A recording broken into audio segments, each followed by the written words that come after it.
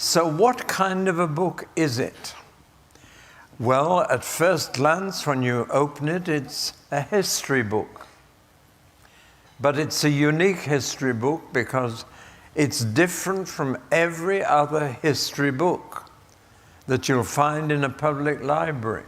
And the difference is this: it begins earlier and ends later than any other history book in the world. It begins right at the beginning of our universe, and it ends with the end of our universe and the beginning of another one. No other history book is as comprehensive as that. So do we read it just as a history book? No. Unfortunately, the books are not in the right chronological order. And whoever arranged the prophets decided to put the biggest first and the smallest last, disregarding altogether when they were written.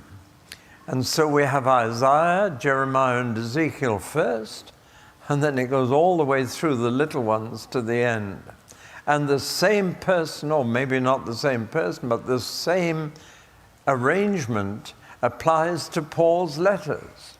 What's the biggest one he wrote? Romans. What's the smallest one he wrote? Philemon. So they put Romans first and Philemon last, and they're totally in the wrong order. So that doesn't help us. Actually, some people do read the Bible purely as history. I'm very impressed with the writings of a man called David Rohl, R-O-H-L.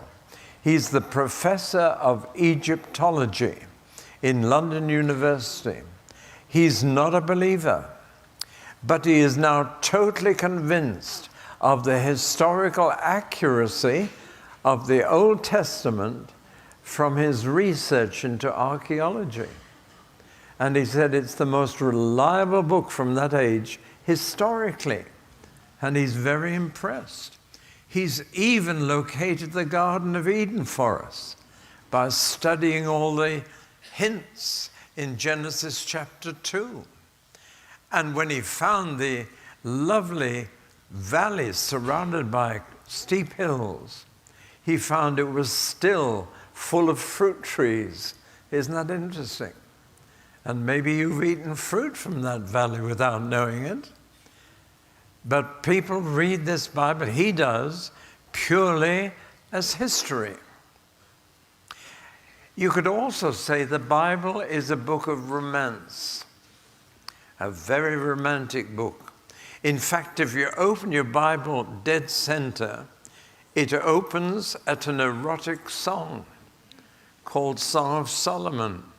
So right in the middle of the book is a most erotic love song that never mentions God or prayer or salvation or anything spiritual at all. And it's in the Bible. But the whole Bible is a romantic story. And in fact, it's the story of a father looking for a bride for his son. That's romantic enough.